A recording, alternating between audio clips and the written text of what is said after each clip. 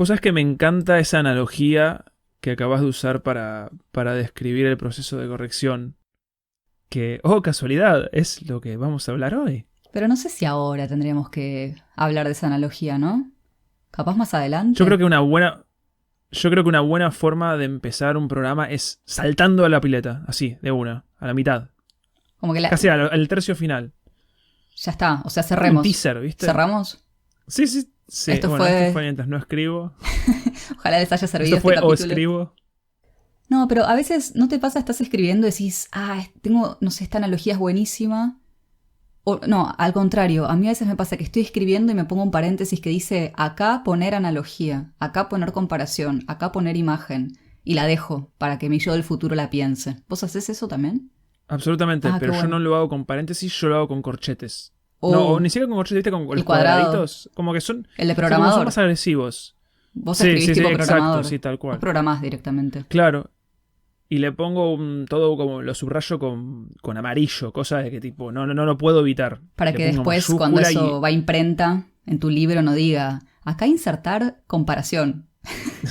Era Estaría como, buenísimo hacer un libro así como. sí, re novedoso. Súper, súper, súper didáctico, como diciendo, mira, este libro no lo corregí jamás, es para que vos veas lo mal que está. No, Vanguardista total. o como... O no tanto en realidad, es lo que pasa hoy en día, nada más que Pero si lo ¿no estaría corchetes. buenísimo hacer todo un libro que sea, acá habla el personaje, acá descripción del lugar, acá te vas a sentir triste, acá tal cosa, como que vos vas guiando, entonces cada persona capaz se imagina algo distinto. Como, uy, sí, no, es verdad, me siento re triste porque se pone a pensar en algo que lo pone triste o algo que lo pone contento y es como, wow, qué efectivo. Y yo creo que en realidad los libros son un poco así, ¿eh? Uno como que tira información, no, obviamente no vas tan a lo básico, pero uno tira información y después cada lector agarra lo que le resuena. Entonces, no sé, hay cosas que lo hacen poner triste, otras contento y capaz ni siquiera era tu intención. Vos simplemente estabas compartiendo algo. ¿Sabes lo peor de todo? Es que si yo leyera un libro que en medio de, no sé, en medio de un párrafo me dice, bueno, ahora te tenés que sentirte triste, me sentiría un poco triste. Y ahora es como, Igual está mal, mal. Eso es un tel. Eso no. No lo hagan. yo lo voy a hacer, yo ya te di, ya experimenté con el episodio anterior, el show, el tell, don't show. Sí. No sé, es una nueva, ¿viste? Después de la tiranía de mostrar, no de contar, bueno, cambiémoslo. Cambiémoslo. Ahora el Subvirtamos mandamiento eso. es tel. Contame todo explícitamente. Acá, tristeza. Acá, comparación. Bah, Acá, analogía. Acá, la mejor analogía que leíste. ay, estaría Y lo dejamos increíble. para que el lector complete. Podemos hacer uno de esos libros que hago yo para completar, un guided journal.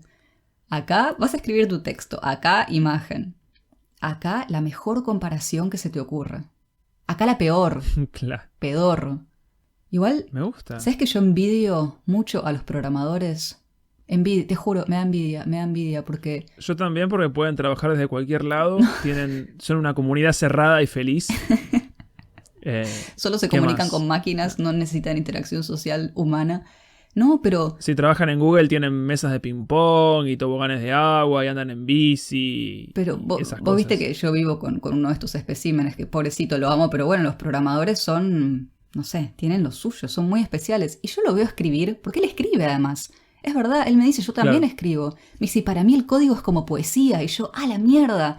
Y lo veo, pero es todo más efectivo porque él le da la orden y la computadora o el servidor o lo que sea responde con lo que él necesita. Imagínate si escribir fuera eso.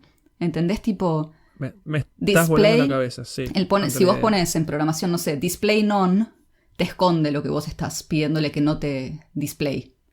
Imagínate si uno Claro. pusiera display finished story. Entonces de golpe la computadora te devuelve todo el texto escrito. Display tal ¡Ay, qué cosa. zarpado! Puedes cambiar todo, cambias las medidas, o sea, todo. Con programación puedes hacer todo. Ojalá la escritura fuera así. Uno se comunica con la Ethernet del cielo, real. Ellos creo que tienen una Ethernet de la programación. ¿Entendés? Y le Sí. piden cosas y las máquinas se lo devuelven. Le devuelven lo que ellos piden. Es buenísimo. Ay, sería increíble. Como no sé, tendría que tener un nombre medio místico, como oráculo. O sea, escribirlo, porque ya dijimos que mis gadgets necesitan que me hablen. Pero no, pero en Es serio, verdad. ponele que le escribís oráculo. Hola, oráculo. decime los 5 mejores finales posibles según lo que te acabo de decir.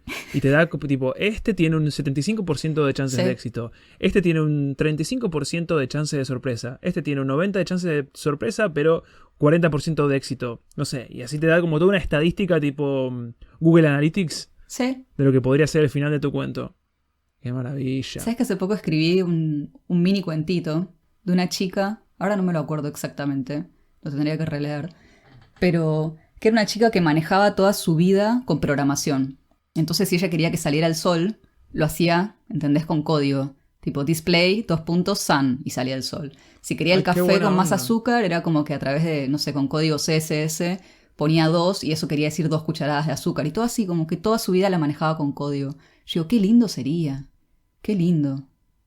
Que todo, vos pones un código y se te hace realidad. Pero eso es lo que les pasa a los programadores. A mí me da, yo quiero escribir código, ya está. Es como que su vida es un Minecraft yo creo constante. Que da más satisfacción además, porque vos ves un resultado, ¿entendés? Hay un resultado. Vos sabés que ya hay inteligencia artificial que está empezando a crear pinturas, crear ficciones. Ya está, nos van a Lo que reemplazar. se viene es eso, ¿viste? Sí, y buenísimo. Pero viste que decían, que vengan. No me acuerdo dónde lo leí, que si ponías, pobres monos, pobres lo que voy a decir de los monos, pero si ponías no sé cuántos monos a escribir, capaz alguno te saca un texto de Shakespeare en algún momento. Sí, era un cómic, eso, creo. No sé si era de Humberto, no, creo que era una reflexión de Humberto Eco, ¿En serio? de alguien, o de Borges, no sé de quién era. Sí, de que si encerrás por miles de años a unos monos con una máquina de escribir, alguien te va a sacar el Shakespeare. Que en realidad esos monos somos nosotros. Sí. A ver, nosotros somos los humanos que nos encerramos a escribir y alguno capaz alguna vez va a salir como Shakespeare, pero todos los demás no. Vos sabés que el otro día intenté leer La Tempestad de Shakespeare. No leí. No pude. No, yo leí solo en el no colegio no pude. No, sé que es fundamental, pero no tiene nada que ver con lo que estamos hablando ahora. Solamente quería decir que intenté leer Shakespeare y fracasé. No, pero yo me pregunto, porque Shakespeare es una de esas figuras, es uno de esos ejemplos del escritor medio mitológico, ¿no? Shakespeare, Borges, como sí. Es más, no sé. Hay teorías de que no existió, de que en realidad fueran un conjunto de gente, una especie de grupo de escritura de hombres y mujeres. Sí. Qué loco. Después, sí, también se pensó que fue un seudónimo, que en realidad fue un noble que usó a esta figura, a este tipo real Shakespeare y escribió a través de él. Hay teorías por todos lados. No sabía todo esto, teorías conspirativas de Shakespeare. Pero... Teorías conspirativas de Shakespeare, sí. ¿Cuánto... Que era lagarto, que venía de reptiliano, sí. ¿Cuánto habrá reescrito Shakespeare y cuánto le habrá salido así de una? Me pregunto yo. No, porque uno lee Shakespeare y se imagina que este hombre hablaba así en la vida real. Bueno, en esa época se hablaba de otra forma, ¿no? Era otro inglés, era un inglés antiguo. Sí. Pero, claro, al ser algo tan alejado o tan lejano de nuestra época actual y como tan, mítico justamente la figura de Shakespeare, no sé, ¿será que este tipo se sentaba y las palabras le fluían o habrá pasado horas y horas y horas reescribiendo? Que yo espero que sí, porque si no, ya está. Hay que dedicarse a otra cosa. Yo creo que reescribía como loco. Yo creo que tiene que haber reescrito como loco. No puede ser. No puedes generar tantas cosas tan perfectas. No. Punto. Y encima sin reescribirlas. No. Como que el Mozart de... No, ni pedo. Pero hasta Mozart seguramente. Es que claro, bueno, la música sí, reescribís las partituras. Pasa que después las escuchás. Sí. Es como que la música también es más instantáneo el resultado, ¿no? Vos escribís la partitura, lo probás en el piano, suponete, y te das cuenta si funciona o no. Lo escuchás. Como que necesitas el oído. Pero hay musicalidad en la escritura. Sí, para mí la prueba final siempre es releer en voz alta. Si en voz alta va, listo. Ya tenés una primer prueba de que está todo bien.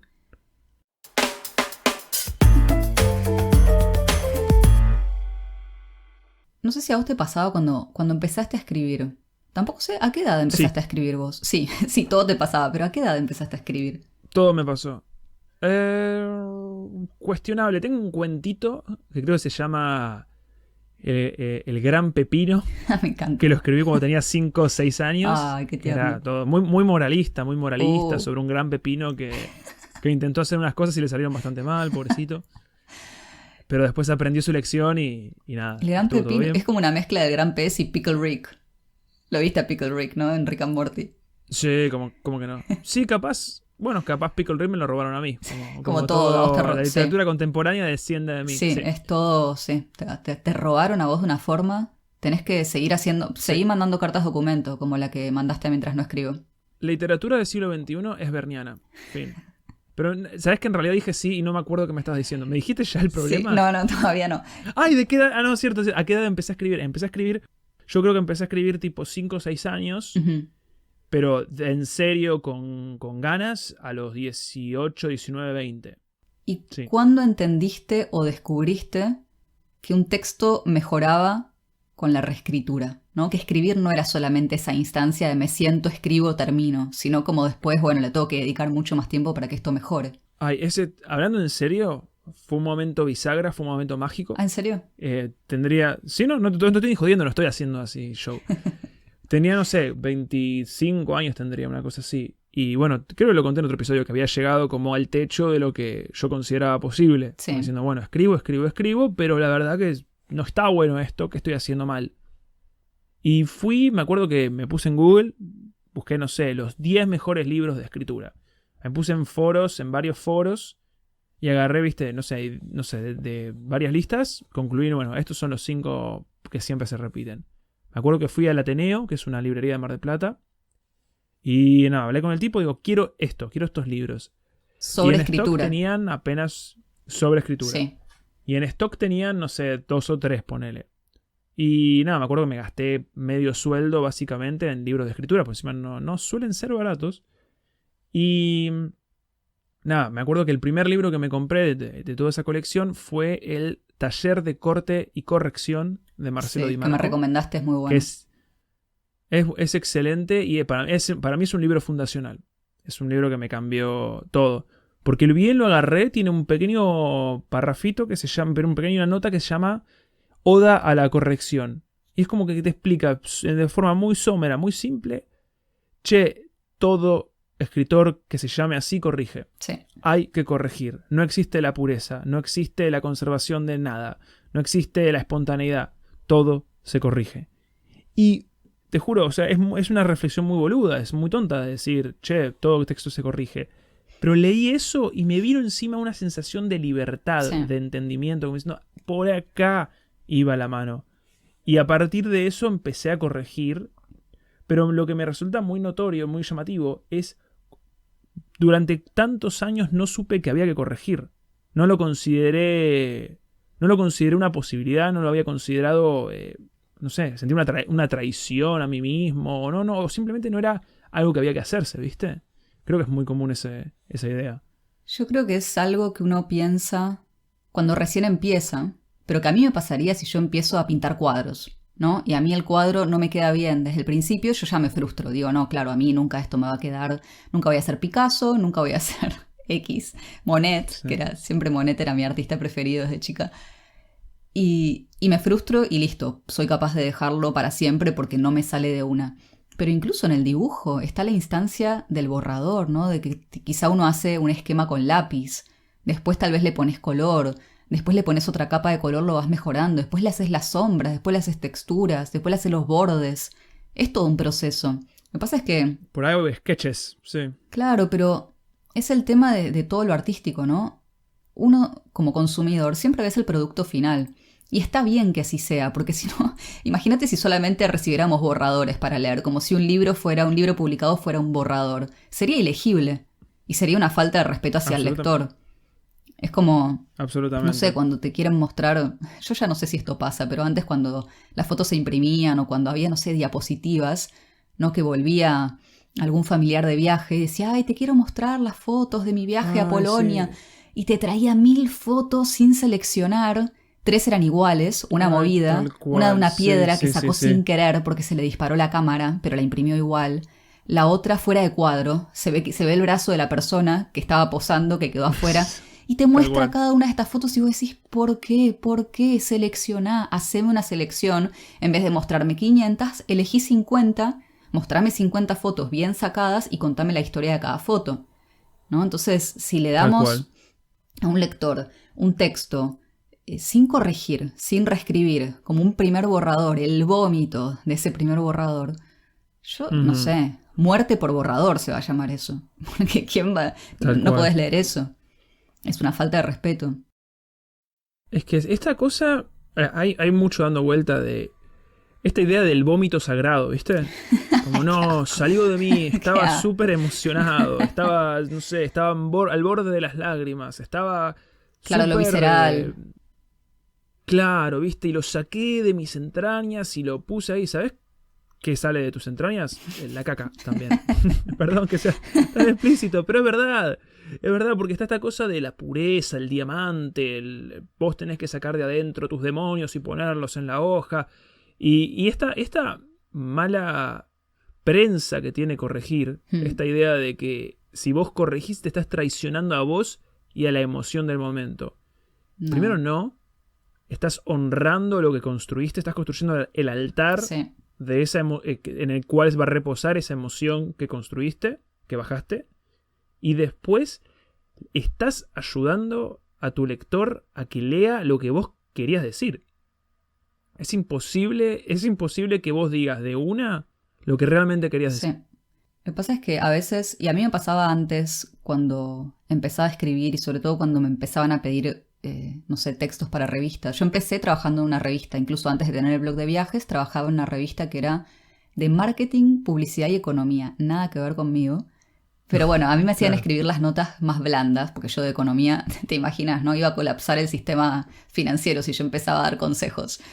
Entonces me hacían escribir cosas más de marketing, que bueno, estaban buenas, pero claro, yo sentía que ya tenía que, como que cada párrafo que salía de mí ya tenía que estar listo para publicar. Entonces tenía como muy Claro. junto todo el proceso, estaba como todo aplastado, ¿viste? Y es como que ya me editaba, o sea, empezaba a escribir una frase y ya me la estaba editando, como no, esto así no va a quedar bien, esto cuando lo estén leyendo tal cosa. Yo creo que eso a veces es un poco el vicio de estar escribiendo para publicar de manera inmediata, como quizá me pasaba con el blog también. Ya sabés que esto lo va a ver alguien, entonces era, tengo que escribirlo bien de entrada. Después me di cuenta de que no, que hay que separar por completo esos dos procesos. Primera etapa, escribís con libertad. Jugás, probás, no importa. Haces eso de acá imagen, acá comparación, acá no sé qué. Yo pongo un montón de X en mis borradores. No sé si vos lo haces también. Claro, me gusta. Sí, a veces sí. Pongo X, sí, no sé. Sí, ahora estoy escribiendo, bueno, la historia que ya te conté, ¿no? De dos viajeros que se van encontrando a lo largo de distintos lugares. Y hay veces que no sé exactamente en qué pueblo se encuentran. Y le pongo X, porque sé que después lo voy a resolver. Eso absolutamente. Yo no soy malísimo con los nombres, por ejemplo. Sí. O nombre de Yo les personaje pongo a todos X Juan. también. Sí, malísimo. A veces yo le pongo Juan, se encuentra con Juana y hablan de Juanse Juancho. con Juanchi. Y de Sí, Jay. claro. Sí. Entonces, claro, primer borrador es esa instancia de libertad, es podés hacer lo que quieras. Lo que pasa es que a veces es difícil, es como que hay que atravesar esa voz que te está diciendo, no, pero esto es una cagada, ¿cómo vas a estar escribiendo esto? Por favor, dale un poco más de orden. Y es como, no, cállate, ahora estoy jugando, estoy probando. Después vendrá esa parte nuestra que se pone saco corbata, se pone, no sé, los anteojos, qué sé yo, de marco muy grueso, saca el anotador y empieza a decir, bueno, esto se puede cambiar, esto ordenémoslo, esto mejor contalo antes, acá tenés que ampliar, pero es otra etapa. Y da tanto alivio, ¿no? Saber eso, que es un proceso. Yo no solo defiendo el arte de corregir, sino que yo siento que es muy divertido corregir. A mí me gusta más. Si escribir el primer vómito es vomitar u otra cosa, si vos vomitas todo el día, quedás exhausto y deshidratado. ¿Entendés? Estás hecho... No, pero en serio, escribir el primer borrador gasta mucha energía psíquica. Sí. Es muy agotador, a mí me destruye a veces realmente estar construyendo ahí. Y por eso el momento de decir, me siento a corregir, es un momento súper divertido, porque es el momento donde no tengo que ponerme tanto en juego, sino tengo que empezar, es como, ¿sabes cómo lo veo yo? Como si estuviera afeitando la obra, como si tuviera una navaja y estuviera como ahí, así, afeitando, viste, impurezas ahí, sacándole cosas, y me divierte muchísimo. Es un momento donde te encontrás con el lenguaje también, de encontrarte con los significados, de encontrarte con las metáforas, de encontrarte con vos mismo. Muchas veces me doy muchísima gracia Sí. al momento de corregir, porque meto palabras que digo, dale, boludo. No, estás queriendo hacerte pasar por un ser inteligente e intelectual. No uses esta palabra, sacámela. ¿Qué haces haciendo esto? Es que también me parece que en la instancia de corrección lo que está buenísimo es que ya tenés algo para trabajar. No tenés la nada. Sí. ¿Viste? Cuando vas a escribir Además, el borrador sí. es hoja en blanco, literal. Tenés muchas ideas que te están dando vuelta, pero tenés que empezar a poner algo en el papel. En la instancia de corrección, reescritura, bueno, ya más o menos sabés de qué va lo que querés contar. Porque quizá uno empieza a escribir y decís, no, yo quiero escribir una historia de tal cosa. Y después en el proceso de escritura del borrador te das cuenta de que lo que querías contar era otra cosa. O que lo que te interesó contar era otra cosa. Y claro, ya cuando estás reescribiendo, ya tenés esa información. Es como que ya venís del futuro, sabés más. Sabés más me gusta que eso, vos sí, mismo cuando sí, estabas sí. escribiendo ese borrador. Y a veces yo hago no sé, en los talleres sobre todo la analogía de que si uno quiere, porque me pasa que ciertos alumnos capaz quieren como ya de entrada decorar, ¿no? Decorar la casa, quieren colgar los cuadros, Tal cual. quieren poner no sé, empapelado si les pinta, comprar la alfombra, ordenar los muebles así con Feng Shui. Yo le digo, pero si todavía tu casa no tiene paredes, ni piso, ni techo, ¿qué decoración le vas a hacer? No se puede, hay que ir paso a paso, primero cimientos, primero borrador, empezá a construir esas paredes, armarle las bases, date cuenta de qué tipo de casa estás construyendo y después, sí, ya en otra instancia, cuando ya pintaste las paredes, ya pusiste el piso, pusiste las luces, no sé, las ventanas ya están, bueno, ahí puedes empezar a pensar en decorar. Pero no en un principio. Yo lo pienso también como si fuera una especie de grupo de actores ensayando una obra de teatro, ¿viste? Te dan el guión, es esos que hacía Shakespeare en una sentada mientras el rayo tocaba su puerta. Y Mozart vos musicalizaba lo lees la primera en otra vez. época, pero le musicalizaba. También, ¿por qué no? Vos lo tenés en tus manos, ¿no? Sos un actor o actriz, lo tenés en tus manos y lo estás leyendo por primera vez. No sabes lo que estás leyendo, porque no leíste la obra antes. Vos lo lees con un tono relativamente neutro. ¿Viste? Como, no sé, Elena, qué bella eres entre todas las mujeres, la. Eso no es la obra final. Después, cuando lo leíste varias veces, cuando lo ensayaste, de repente empezás a contar la historia no solo con tu voz, sino con el tono de tu voz, con la forma en que te moves tu cuerpo, con los props, con la vestimenta que usás, con la música o no que hay de fondo. Todos esos acompañados a nivel escritura es la corrección. O sea, todo empieza a empujar hacia el mismo fin. Porque vos cuando haces un borrador, vos podés tener un fin en mente, pero tenés todo deshilachado, todo por todos lados. Ponerle que una persona, no sé, una persona hace A, B y C, supongamos. Entonces todo lo que vos hagas tiene que tender hacia C, tiene que tender hacia el desenlace. Pero en el borrador es muy posible que vos estás caminando hacia el fin hacia la meta, pero empieces a describir un árbol, empieces a describir el terreno, empieces a mirar hacia arriba, hacia abajo, hacia el costado, cheques tu celular. Una serie de cosas le pueden pasar al personaje que no tienen nada que ver con la trama. Por eso corregir es esencial, para que todo desemboque, como si fuera un embudo, en el final de la historia.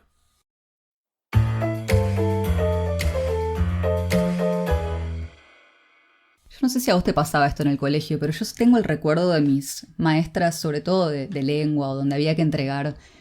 No le decían ensayos, ¿cómo se decía cuando estábamos en el primario o secundario? Trabajos prácticos, ¿no? Sí, no, pero no era... Sí, pero era como un tipo de trabajo práctico. Okay. Una composición era. Tienen que entregar una composición sobre tal tema. Y yo me acuerdo, o incluso en los exámenes escritos, me acuerdo, te juro, de mis maestras muy frustradas, frustradas, pobres, porque decían, chicos, por favor, relean lo que escriben. Siempre decían lo mismo. Y para ellas eso era lo peor, era como... no sé, te entregaban algo que se notaba que no lo habían releído porque repetían cosas, ¿viste? Porque había ideas que, no sé, que estaban mal expresadas. Y a mí a veces me pasa un poco en los talleres también, ¿no? Si bien no se los digo así, pero siempre es como, bueno, corrijan sus textos antes de entregarlos. No me entreguen solamente el borrador que les salió así visceral del alma, que está buenísimo, pero hay que darle un poco más de tiempo y trabajo. Y me ha pasado nos pasó mucho no mucho, pero varias veces en el taller de viajes, de chicas que decían como, ay, no, pero al final, quejándose, siento que paso más tiempo corrigiendo que escribiendo. Y fue como, bueno, pero bienvenida al proceso de escritura. Es así, capaz pasás 10% escribiendo y el 90% del tiempo reescribiendo lo que ya escribiste. Y de eso se trata. O sea, ese es el trabajo de escribir, es reescribir constantemente. Y si eso no te gusta, y si no disfrutas esa parte, y se te va a hacer muy pesado el trabajo de escritura. O vas a abandonar todo. Se te hace imposible. Sí. Es que eso que decías vos, me quedé pensando de... El borrador es para vos, como escritor o escritora. La corrección es para tu lector o lectora. O sea, la corrección es un deber para los demás. Exacto. Y para uno mismo también, porque me parece que a mí me da mucha satisfacción el momento de corregir. Porque siento que puedo ir mejorando eso que no me parecía que estaba tan bueno. Como que ya lo voy viendo, tal cual. ¿Viste? Voy ampliando, me doy cuenta de qué cosas están de más, pero que yo necesitaba escribirlas. Muchas veces uno necesita escribir páginas para poder entrar realmente a la historia. Viste que muchas veces cuando te editás o te corregís, decís, no, pero la historia empezaba acá, tipo 4 párrafos más abajo. O la historia terminaba antes de lo que pensaba. Y eso para mí es la satisfacción que da la reescritura. Pero también creo que hay textos que si no los reescribís, está bien, en el sentido de, no sé, yo mis cuadernos, no me voy a poner a reescribir lo que escribí en mis cuadernos, en mis diarios íntimos. No tengo interés. Eso fue simplemente como un reflejo de lo que estaba pensando, algo que quería pasar al papel, algo que no me quería olvidar, pero no tiene una intención literaria o una intención de publicación. Y también me pasa con textos que empiezo a escribir como probando, no estoy jugando. Digo, bueno, a ver, voy a escribir una historia de tal cosa. Y capaz lo disfruté mientras lo escribí, pero ya está. No quiero pasar más tiempo. Y listo, y está bien. Entonces también uno creo que tiene que elegir con qué textos quiere pasar tiempo. Y sí, me gusta eso, sí. Y acá viene la analogía del principio, ¿no? Que yo te decía, Nico, que para mí a veces es como que escribir el borrador es como la primera cita. Se están conociendo, están viendo qué onda, a dónde... O las primeras citas, vamos a decirle. Empezás a salir con alguien. Entonces vas viendo qué onda, se van conociendo, no sabemos a dónde va a llevar esto, qué va a pasar. Y ya la instancia de reescritura, bueno, es más una convivencia. O sea, vas a pasar tiempo con este texto, / persona, y mejor que haya algo que te caiga bien, ¿viste? Se tienen que entender, tienen que poder convivir, porque justamente eso, van a pasar mucho tiempo juntos, muy cerca, quizás se van de viaje largo, y absolutamente, tenés que sentir algo agradable por ese texto, por esa otra persona. Te tienen que dar ganas de seguir conociéndolo. O no sé, al texto. Estoy totalmente de acuerdo, porque muchas veces te ocurre que corregís un texto y se te genera una nueva emoción que es el tedio y el odio y se vuelve muy frustrante. Hay que tolerar un texto. Hay que bancarse reescribir un texto. Más si vos lo único que te interesa escribir es la intriga, es ¿y qué pasó al final? Bueno, en la reescritura ya sabés qué pasó al final. O sea, la sorpresa no está tan pronunciada como al principio, que es toda una gran sorpresa. Pero ese es el trabajo. Para mí ese es el umbral el que diferencia entre el novato, o más que el novato, o el que solo se interesa en escribir un rato de hobby, y el amateur o el que quiere progresar en la escritura, que quiere construir una escritura de verdad. Sí. No está, ninguno de los dos lados está bien o mal, no es una cuestión de eso. Pero sí, si mínimamente te tomás en serio la escritura, la corrección va a ser una parte de tu día a día. Y en eso es absolutamente categórico. Vos podés escribir de lo que vos quieras, pero luego vas a tener que reescribirlo. Y es uno de los axiomas de la literatura.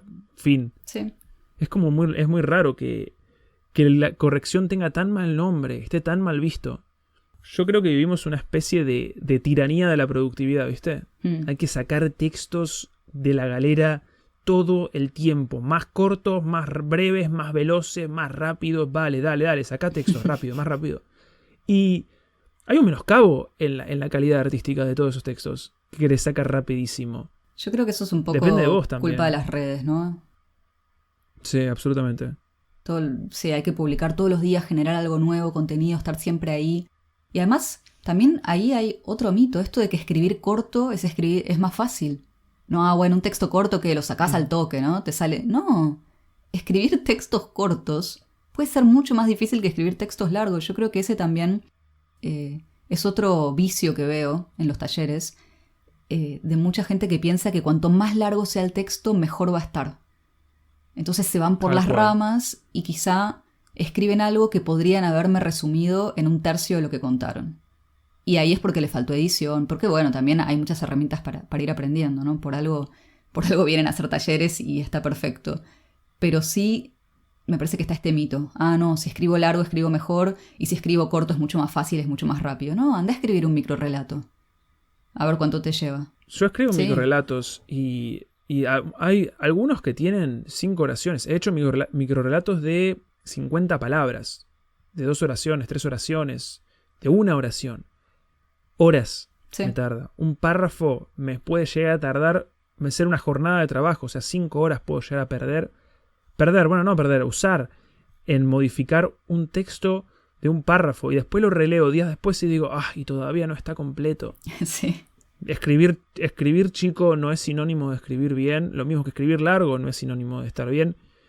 Yo creo que yo lo pensaba, ¿sabes cómo? También es una buena forma de ir purgando tu presencia del texto. Ujú. Si el texto no es sobre vos.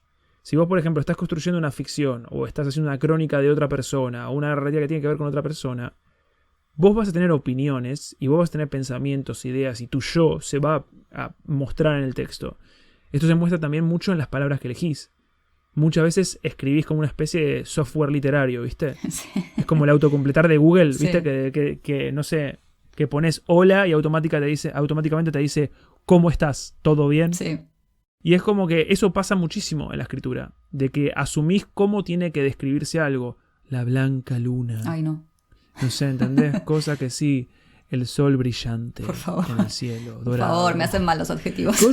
Ya lo sabes. Bueno, eso, quitando los adjetivos, pero digo, hay muchas formas que son espacios comunes, lugares comunes, y los vas a escribir en el borrador porque no estás ocupado en ese momento del borrador, pero después cuando relees es cuando realmente sale tu voz, pero quitas a tu yo, a tu ego del camino, porque empezás a purgar, a decir, bueno, esto es común, esta metáfora no me gusta, esto se puede sacar. Es como das más lugar a la obra en sí mismo, que tenga peso la historia y no tanto vos y tu día y tus decisiones y tu mala onda o tu buena onda al momento de escribir. Sí, pero yo creo que sacás al ego, pero expandís tu voz. ¿No? Porque si en un primer borrador Sí, nos sí, sale. sí. A ver, si el cerebro te dicta algo tan rápido como la sugerencia de Google, es porque es un lugar común. Entonces, como decís vos, ¿no? Totalmente. El más típico, cuando quieren describir las nubes, ¿qué dicen? Nubes esponjosas como el algodón. Bueno, eso es un cliché. Pero está bien, es lo primero que se te viene a la cabeza porque es lo que más veces escuchamos. Entonces, también pasa mucho en los talleres que dicen, pero al final me la paso, porque les pedíamos, no sé, que escribieran con imágenes en vez de adjetivos. Entonces, claro, a muchos lo primero que les salía era las nubes esponjosas como algodón. Y les decíamos, bueno, traten de pensar, hagan una lista de 10 ideas y quédense con la 10ª, con la 11, con la 20. Como traten de ir saliendo y de ir buscando una comparación que sea más propia para ustedes. Y decían, pero al final me paso media hora pensando una imagen. Y bueno, es así. Es como, eso es escribir. Eso es escribir, en un principio sí, en el borrador te saldrá eso. Después en la instancia de reescritura lo sacas y lo cambias por otra cosa. Pero entonces ahí es donde siento que entra nuestra voz propia, ¿no? Porque si en vez de describirme las nubes esponjosas como el algodón, hay un libro que no me voy a olvidar más, esto me lo dijo un editor, me dice, mirá cómo describe, creo que era Joe Meno, en su libro, ¿cómo se llama? Chica de oficina. Decía que había unas nubes bajas de lluvia como ponis saltando una cerca. Fue como, bueno, sí, me los imagino a los ponis ahí saltando la cerca. Sí, absolutamente. A mí nunca se me hubiese ocurrido los ponis saltando una cerca. Otra que usa imágenes muy, muy, muy originales es Lorrie Moore. Pero lleva tiempo pensar esas imágenes. También es como, no sé, es autoengañarse pensar que a esos autores les sale súper fácil esa imagen. No, es todo un trabajo de pensarlo, de hacer listas, de bueno, a ver, ¿de qué manera más propia y más personal puedo describir esto que estoy viendo? Entonces yo creo que en ese sentido es como que aparece la voz propia y sí, se saca el ego en otros detalles. Uno desaparece, pero como que dejas tu voz honesta. Es que, ¿sabes qué? Lo que pensaba, por ejemplo, si alguien que no te conoce te encuentra una vez y vos estás teniendo el peor día de tu vida, estás súper enojada, estás furiosa, contestás mal, sos grosera, no sé, desagradable. La persona que te conoció esa primera vez se va a quedar con esa imagen tuya. Ujú. Y te va a decir, no, bueno, Aniko es totalmente grosera, desagradable y mala onda. Listo, esta es su vida, esta es absolutamente su vida. Pero después te conoce al día siguiente y estás con un humor completamente distinto, te disculpas. Sí. No, perdona, Es que me ayer pasó tal tal cosa. cosa. Y de repente tiene más edad, claro. Y te ve una vez más y ve que a veces tenés días buenos y malos. Y te ve una vez más y te vas conociendo. Y entendés, y podés entender a la persona que debajo de sus días buenos y malos hay una cierta nobleza, una cierta, no sé, bondad, una cierta algo. Lo mismo pasa en los borradores. Sí. Vos cuando escribís un borrador muchas veces estás esclavo a una emoción. Ujú. Si estás enojado, vas a escribir de forma enojada. Y puede que haya, viste, atisbos de algo bueno, del texto que vos querés hacer, no sé, haya como perlitas ahí brillando. Pero en el momento de hacerlo, vos lo vas a hacer muchas veces bajo el yugo de una emoción. Ujú. Y al corregir, borrás esa emoción, pero te conservás a vos mismo. Sí. Esto es lo que quise decir. Y eso realmente es una cuestión ética. Es una cuestión de mostrarle a los demás lo mejor que vos pudiste construir en un momento Ujú. y hacérselo lo más fácil posible para la lectura. Sí. Sí, es que para mí la escritura tiene que tener claridad ante todo. Siempre. Y es muy difícil de lograr. Porque a veces, a mí me pasa, ¿no? En la cabeza tengo tan claro lo que quiero decir. Y después trato de pasarlo a palabras y no me sale. No me sale. Yo capaz lo veo mientras lo estoy leyendo, digo, o lo estoy escribiendo, como lo estoy viendo en mi cabeza. Y eso es otra cosa que pasa mucho también en los talleres. Hoy hablo mucho de los talleres, pero porque la reescritura es un tema que sale mucho ahí. Y de lo cual hablamos un montón. Y me parece que en la instancia de reescritura es cuando uno se tiene que fijar en estas cosas y ir corrigiendo todos esos errores. Pero muchas veces yo me doy cuenta que entregan textos donde se nota que en su cabeza está clarísimo lo que quieren decir, pero no supieron traducir eso a palabras. Entonces dan por sentado Claro. cosas que yo como lector no tengo esa información. O sea, uno siempre tiene que acordarse de que el lector tiene la información que vos le das. O que vos le sugerís, Tal ¿viste? cual. Pero no tiene más que eso, ¿no? Si vos no le decís dónde estás, no podemos adivinar. No, a menos, bueno, que me digas como un landmark, ¿viste? Que estoy mirando la Torre Eiffel. Bueno, listo. Estás en París o capaz estás en Las Vegas mirando la réplica de la Torre Eiffel, que creo que hay una. Tal cual, sí. Me tenés que decir, me O tenés viendo que un dar llaverito datos, de la claro. Torre Eiffel. Sí. Tenés que darme datos para que yo como lector pueda situarme en ese lugar, en ese tiempo, ¿no? En ese espacio y que pueda ver lo que vos me estás contando. Y creo que eso es algo muy difícil de lograr, pero bueno, se va logrando en las reescrituras. Y en las relecturas, en releerse en voz alta, dejar que el texto descanse. Eso es tan importante. Eso es importantísimo. Eso para es mí, clave. sí. Y ahí, viste que cuando dejas un texto y lo volvés a leer, meses después capaz, o semanas después, pero bueno, que sea más de un par de días, como que te lo tenés que olvidar y volver. Y ahí te das cuenta de qué funciona y qué no. Es muy loco eso. Totalmente. Es como leer a Sí, alguien eso que es escribió eso es otra maravilloso. persona. Esa es una gran herramienta de reescritura del tiempo. Dejar que el texto respire. Debe ser la máxima herramienta de la escritura. Sí, es Absolutamente. la paciencia. A veces me pasa que encuentro textos que hice capaz hace 2 años atrás. Ujú. Que no sé, que los hice, viste, estaba on a roll. Estaba como haciendo Sí. textos como loco Uno tras y de ¿viste? Hice uno de otro. Sí, tal cual. Y los recupero capaz 2 años después y digo, ¡wow! ¡Qué distinto cómo escribía! Sí. ¿Qué idea que es tan buena o mala? ¿Y cuánto se le puede sacar? Hay textos que construí en el 2016 cuyas ideas me siguen gustando Ujú. y que hay oraciones que para mí siguen funcionando, pero tiene que hacerse un proceso de reescritura Sí, absoluto. sí. Y es muy sorprendente porque te podés juzgar con ojos más neutros, ¿viste? Ujú. Porque cuando Sí. construís, por ejemplo, es un buen día de escritura, sueles hacer un borrador y lo amás. Bueno, la contracara de subirte al trampolín es que tenés que saltar. Al día siguiente de que tu texto espectacular fue tan espectacular, tenés que saltar o tenés que bajar de la montaña. Entonces vas a ir al valle de la desesperación y tu texto va a ser una porquería. Es casi seguro, es psicología humana. Lo que está muy inflado se desinfla rápidamente. A ver, tuviste una primera cita grandiosa. Encontraste al amor de tu Claro, vida. ¿viste? Se conectaron. Todo lo que hablaban era increíble cómo fluía la conversación. Una química espectacular. Al otro día no te llama. Al otro día tampoco. Se borró. Entonces ahí pasaste tipo de, este es el mejor borrador de mi vida. A de repente, no, este borrador no era como pensaba. Sí, hay que bajar de esos momentos. Y no sé, está bueno que uno sienta capaz esa emoción por un borrador, pero después me parece que cuando lo relees en frío decís, bueno, no, hay un montón de cosas que no funcionan acá y que tengo que mejorar. Pero como que me parece que eso te ayuda, ¿no? Te impulsa a que la escritura del borrador como que haya más disfrute en ese momento, que a veces puede ser un poco, no sé, de sufrimiento. Yo a veces sufro con los borradores. Sí. Yo por regla general, yo intento escaparle a la euforia, siempre. Porque la euforia, a ver, es algo súper placentero. Estás arriba de la ola, te sentís espectacular. Pero yo ya sé que mientras más subís, más bajás. Y todo trabaja por contraste y por equilibrios y balanzas. Sí. Y balanceos. Vos vas a sentir que tu texto es el mejor del mundo y lo vas a leer al día siguiente y va a ser el peor del mundo. Pero una semana después va a ser un texto normal. Sí. Y eso es a lo que tenés que apelar. A un texto normal que construyó una persona una vez.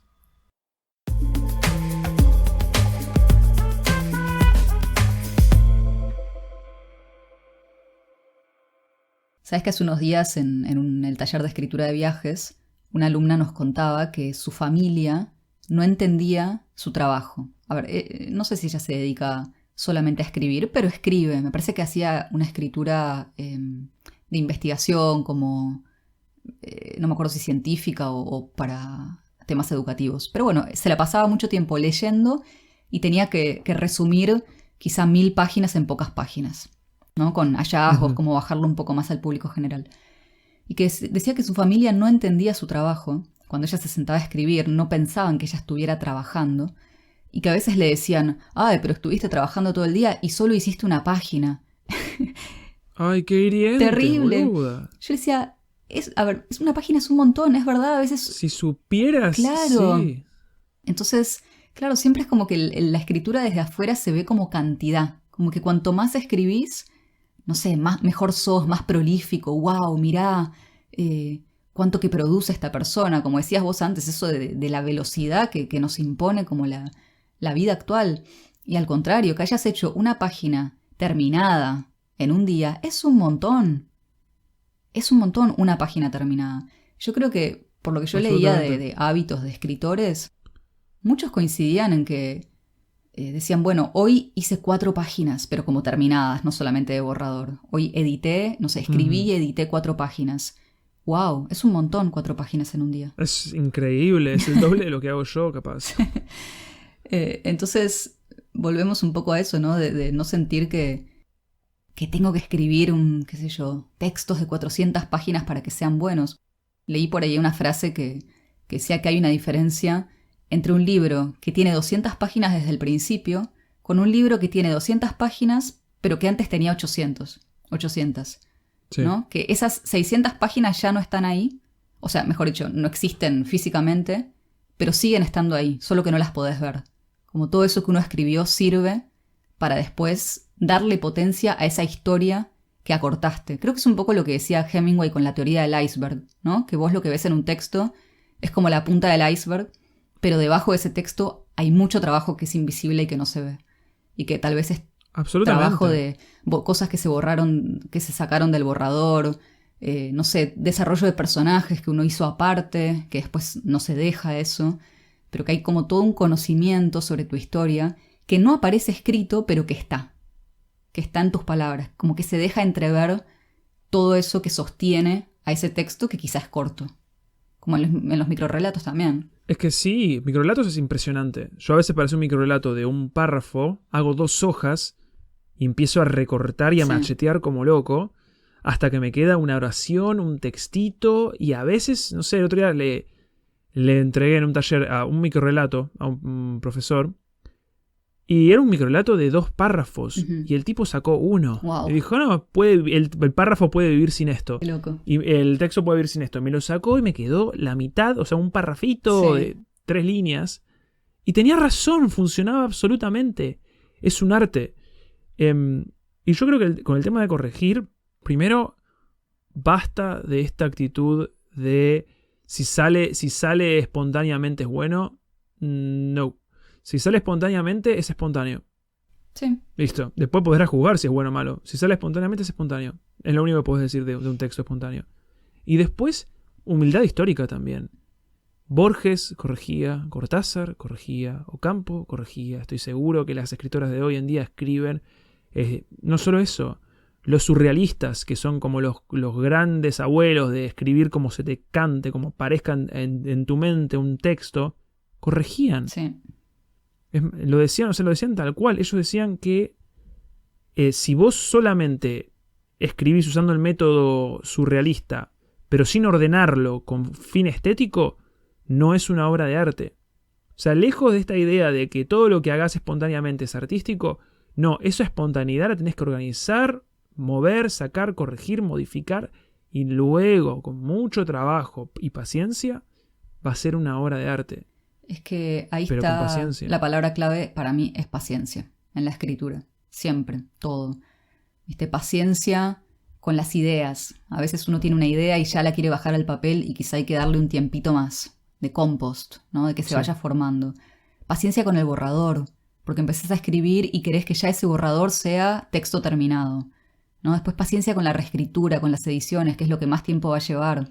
Vas a leer y releer, te vas a saber tu texto de memoria, vas a saber dónde van las comas, hasta te vas a acordar de lo que sacaste en ediciones anteriores. A mí me pasaba eso, sobre todo con libros. Sí. Como que en mi mente Sí. quedaba grabada la edición anterior y capaz lo estaba leyendo y como que mi cabeza se adelantaba y leía lo que yo ya había borrado. Ahí ya dije, bueno, ya estoy pasada con este texto. Después paciencia con la publicación. Todo lleva tanto tiempo, las editoriales son lentas, la difusión es algo lento, el boca a boca, la lectura es lenta. A veces uno se compra, yo me he comprado libros que quizá los tengo hace 5 años y todavía no los leí, pero porque no llegó el momento, pero sé que los voy a leer en algún momento. Tal cual. Pero están ahí. Sí. Entonces es como que la escritura es algo tan slow. Es en todo sentido, es lento la escritura, la lectura, entonces hay que tener paciencia. Creo que si uno se pone a escribir por necesidad como de velocidad, de no, yo quiero escribir hoy y mañana ya estar publicado y pasado ya que me hayan leído 10.000 personas, 100.000 personas, no va a pasar. No va a pasar, ni aunque seas Esteban. No, es que no solo eso, yo creo que es una forma muy sutil de autofracaso. Yo creo que es una forma de literalmente tirarte abajo, porque dices, mirá, superé el bloqueo, superé la primera oración, hice un texto que tiene principio, desarrollo y fin, y ahora estoy superando mi último escollo, que es la publicación. Ay, pero fracasó el momento de publicar, nadie le dio pelota, nadie le gustó. No lo corregiste, no le diste tu 100%. Sí. No, o sea, no, ojo, no estoy diciendo que un texto corregido necesariamente le va a ir bien o mal, pero un texto no corregido seguro que le va a ir mal. Salvo que seas uno de esos genios de Twitter que hacen pelotudeces y la pegan, pero bueno, no voy a detener en nadie en específico. Pero la importancia del editor, o sea, más allá de nosotros editando nuestro texto, nosotros reescribiendo, releyendo, también llega o sea, podemos hasta cierto punto corregir nuestros propios textos. Después siempre, sobre todo si es un texto que queremos publicar o que queremos difundir, se necesita la mirada externa, siempre, siempre. Absolutamente. ¿Viste? Dárselo a gente desde lecturas atentas, no tienen por qué ser editores, sino personas que sean buenos lectores, que nos puedan dar como una buena devolución sobre en qué partes se aburrieron, qué partes mejorar, qué partes ampliar. Pero la figura del editor es tan necesaria en un libro, en cualquier libro, y sobre todo si van a hacer un libro de manera independiente, porque a mí me llegan muchas veces consultas de gente que dice, escribí un libro y lo quiero autopublicar. ¿Cuáles son los pasos a seguir? Bueno, más allá de que es algo muy extenso y es un proceso muy largo, yo siempre trato, no sé si a todos se los habré dicho, pero lo digo ahora, no escatimen en el editor. Porque mucha gente dice, no, pero el editor me quiere cobrar un montón de plata, entonces no voy a tener editor. Pero claro, van a pagar ilustraciones, maquetación, imprenta, todo, y para ahorrarse unos pesos o dólares o lo que sea, dicen, no, editor no hace falta. Y no hay nada más importante que el editor en este proceso. No hay nada más importante. Entonces nunca decir, no, me voy a ahorrar un poco de plata con mi libro autopublicado y no voy a tener editor. No, es un error. Eso es lo que va a hacer que tu libro, no sé, que tal vez no despegue o no tenga el público que uno busca o no sea tan leído. El editor es fundamental. Esto no quiero que se entienda tampoco como ante la duda no escribas, que es justamente lo contrario a lo que No, estamos postulando. Pero, por ejemplo, no sé, a mí me pasa que yo los cuentos que publico en mi página están corregidos casi seguro al menos 10 veces. Yo creo que por cada página que hay 10 páginas de corrección, sí o sí. Pero aún así, sé que no son perfectos. Yo creo que lo que alcanzo, o sea, a ver, los estoy liberando sin expectativa alguna, los estoy liberando para que sean leídos, para que existan, para que tengan vida. Es lo mejor que pude hacer en un tiempo determinado. Yo sé que si ahora vuelvo a la página, los releo y digo, bueno, puedo seguir sacando cosas. Y es porque el proceso no termina. No. Borges decía, creo, algo así como publico para dejar de corregir. Sí. Borges, el dios sagrado de la escritura argentina, corregía como un loco. Sí. Y bueno, yo estoy a favor de que los textos vivan cuando son lo suficientemente buenos. Pero yo también sé que si algún día agarro esos cuentos y los pongo en un libro, no van a ser copy-paste. Va a ser retocar y pasarlo por varios filtros, entre ellos un editor. Y después, algo que me gustaba pensar, de que toda escritura veloz fue construida de forma lenta. Yo creo que todo lo que se lee de una, que decís... Lo natural, lo que suena natural. Lo natural es un artificio. Sí. Es realmente un artificio. Uno de mis profesores del taller que estoy siguiendo ahora, se llama Emilio Teno, dijo algo así muy bonito. Me pareció que el objetivo de aprender la técnica es esconder el artificio. Me gusta. Cuando vos estás leyendo algo naturalista, rápido, veloz, sincero, espontáneo, hay una cantidad de técnica, corrección y laburo intenso ahí que no te lo podés ni imaginar. Incluso, no sé, en esta instancia de corrección, aprendés tantas cosas de lo que realmente querías decir. Aprendés a trabajar con estructuras, con metáforas, con formas, porque el texto no es solamente lo que ocurre, es también la forma en la que ocurre y en la forma en que es relatada. Yo tengo un texto que tengo subido a la página, que se llama Escena en un patio. Es un velocímetro. Es uno, creo, de los cuentos más veloces que he hecho. Uh-huh. Y la gente que lo lee me han dicho como diciendo, me han descrito como sensaciones muy físicas de ese cuento. No digo que esté ni bien ni mal, lo estoy describiendo lo que me dijeron. No te tires abajo tus cuentos. Ese bueno, pero ese cuento, lo que me pasó a mí, por ejemplo, hago un artificio, por así decirlo, que es que remuevo las comas, remuevo los puntos, remuevo los 2 puntos, por ejemplo, y hago un montón de cositas para aprovechar la nerviosidad y la ansiedad del texto y llevarlo. No solo estoy contando lo que pasa, sino que modifiqué toda la interacción gramatical para que siguiera esa sensación. Y al final cuando me dicen, wow, qué intenso que fue este texto, qué rápido que bajó. Sí, lo corregí semanas, meses. Me costó muchísimo que fuera tan rápido. ¿Es la de la reunión? ¿Con la chica que está embarazada? Sí, es una... ¿Que me habías dado a leer? Sí. Era una idea muy simple. Era una idea muy simple que se la robé a una amiga. Que es, hay un baby shower y una mujer tiene un aborto espontáneo. Y es como una idea macabra, como me gusta a mí.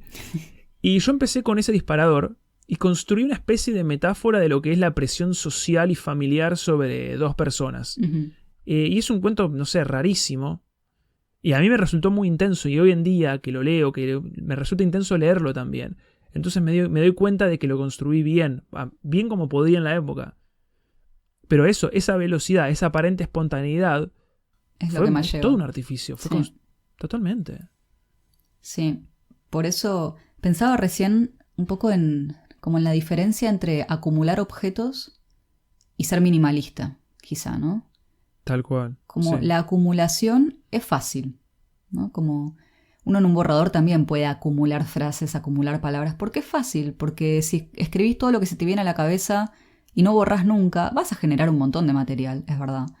Pero después hay que hacer como una especie de curaduría de nuestros propios objetos, o en este caso nuestras propias frases, párrafos, ideas.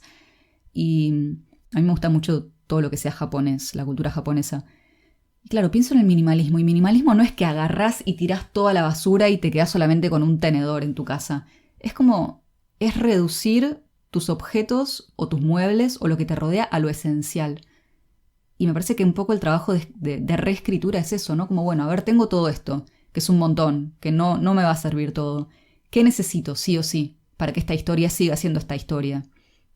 ¿Qué necesito para que este personaje siga siendo este personaje? Como qué es lo mínimo esencial que necesito para contar esto. A veces puede pasar que lo mínimo esencial sean 1000 páginas. Hay libros que son de 1000 páginas, que yo no me acuerdo ahora exactamente a quién le preguntaron, pero le dijeron, ¿por qué La Guerra y la Paz? O no me acuerdo uno de estos libros. Como, ¿por qué es tan largo? Y bueno, porque esas son las páginas que necesité para contar esta historia. Si lo hubiera podido contar en 100 páginas, lo hubiese hecho. Pero yo necesité este espacio. Entonces hay que ver también eso, ¿no? Que a veces reducir a lo esencial no es dejar todo en una frase o hacer un microrrelato. Puede ser una novela, puede ser 200 páginas, 300, pero creo que a veces lo que más duele es ver esos libros que decís, ay, le tendrías que haber sacado 100 páginas a este libro y hubiese sido mucho más potente. O hubiese sido más atrapante, o hubiese, no sé, estado mejor contado. Y después hay otros textos a los que les pasa lo opuesto, ¿no? Como, bueno, acá me estás salteando un montón de cosas. Contame qué pasa en el medio. ¿Cómo llegamos hasta acá? Claro, o sea, corregir no es ser lacónico, no es ser minimalista. Es ser minimalista, pero no significa no tener nada. Claro. Tampoco es eso la corrección, que no sea, o sea, hay textos que son, si tienes un personaje que es muy florido, muy intelectual y habla de forma muy exagerada y pomposa, sus diálogos van a ser así, van a ser pomposos, largos, exagerados, porque así es el personaje, claro. Y así demanda el personaje ser creado. No tiene que ser, hola, ¿cómo estás? No. Bien, ¿vos cómo estás? Bien, todo bien. No, tampoco es eso. Hay una anécdota de Ezra Pound, que era un poeta y editor estadounidense, muy conocido, que dijo que creo que una vez estaba en el subterráneo, no sé dónde, y vio una cara de una mujer que le gustó, que le hizo una resonancia poética. Entonces el tipo agarró y escribió un poema sobre eso. Y escribió 5 páginas sobre la cara de la mujer, básicamente. Y dice que lo dejó porque no le gustó, que lo retomó, ponele meses o un año después, y lo bajó a 2 páginas. Y dijo como algo así como años después. Y aún así no le convencía. Y años después agarró eso e hizo un haiku. Ay, qué lindo. O sea, del rostro de una mujer en un subterráneo a un haiku. Espacio, creo que 5 años. No estoy diciendo que te tomes 5 años para hacer haikus, pero me refiero a... hasta que no lo sientas correctamente en tu cuerpo, no lo entregues. Hasta que no esté corregido del todo, no lo entregues. El otro día hace unas semanas, estaba hablando con Carolina Giolo, que es una poeta argentina. Estaba haciendo un live con los chicos de Otro Mapa, ¿viste? La revista. Sí. Y estaba haciendo como un live, yo estaba como entrevistándola a ella. Y lo primero que le digo, o sea, se nota que corregís, tu escritura es muy sencilla. Y ella me dijo como, sí, tal cual. Y libros que ella, por ejemplo, tiene un libro que estaba sacando ahora, ponele, que dice, este libro tardé 5 años en hacerlo y se lee en una tarde, Sí. en una sentada. Sí. Se lee y es así, ese es el proceso. Pero es que si no, no se leería en una sentada. A mí me encantan esos libros que fluyen, viste que no los podés dejar. Que sí quiero saber, quiero seguir, como quiero ver qué pasa. Como que haces un binge watch del libro, un binge read. Porque no puedes parar. Tal cual. Y tal cual, esos son para mí los que más cuestan. La naturalidad, Tal cual, la simpleza. Escribir es meditación. Escribir es un arte zen. Es realmente meditación, es paciencia, es esperar. Pero para llegar hasta ahí, o sea, para llegar a esa simpleza, hay que... Ay, acá qué analogía puedo usar. ¿Ves? Se me viene a la mente hay que embarrarse, pero eso sería el cliché. ¿Hay que qué? Hay que empaparse. Hay Ensuciarse. que ensuciarse. Hay que... No sé, yo cuando cocino algo... ¿Ves? Para... Nico está corrigiendo en vivo. Ahora a mí se me está dando mucho por amasar últimamente. Galletitas, panes, bueno, amaso lo que venga. Y yo hago un lío en la cocina. Yo no soy una cocinera ordenada. Dejo todo sucio, hay Yo tampoco. harina por todos lados, pedazo de manteca. Pero después vos ves la galletita final y no te imaginás que pasó todo eso en mi cocina. Decís, qué linda galletita, qué rica, me encanta. Este cookie Sí. de chips de chocolate, los scones. Pero claro, antes de eso como que yo ensucié toda la cocina, tiré todo por todos lados, algunos ingredientes, no me elevaba la masa. ¿Cuántas veces te escribí para decirte no me crecen las medialunas? No me crecen las medialunas. Porque no solo hablamos de escritura, también hablamos de panadería. Esto es verdad encima. Esto es verdad.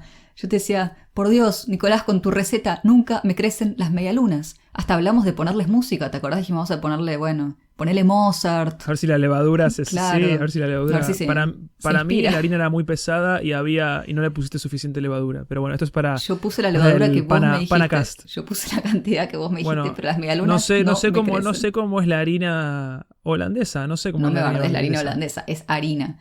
En fin, uno no ve todo este proceso. Cierto. Uno ve la medialuna gordita, crecida, divina, sabrosa. Nunca uso la palabra sabrosa, pero vamos a usarla. Y no ves todo lo que pasó antes. Y con la escritura es lo mismo. O sea, vos agarras el libro y no viste todo el lío y el desorden y los cambios y esto de subir y bajar párrafos y achicar, extender, cortar, volver a agarrar, mezclar versiones, sacar comas, poner comas. Acá va un punto, acá mejor no. El punto y coma se usa bien o no. Bueno, todas esas cosas no las ves, pero están. Y todo eso es lo que permite que después uno pueda sentarse y leer un libro que fluye y que no lo querés dejar. Entonces, nada, reescribir. Reescribir es lo más importante en la escritura y ahí es donde uno puede poner en práctica todo lo que va aprendiendo, ¿no? Ya sean talleres, a través de libros, intuitivamente también. Todo me parece que se pone en juego en el momento de reescritura. Entonces, eso creo que si lo tomamos como mantra, le saca mucho peso al borrador y nos deja ser más libres al momento de crear. Esto fue Mientras no escribo, un podcast para creadores con culpa. Podés escucharnos en Spotify y Apple Podcast. Seguinos en nuestro Instagram, @mientras no escribo. Mandanos tus sugerencias, preguntas o sufrimientos creativos a mientrasnoescribo@gmail.com.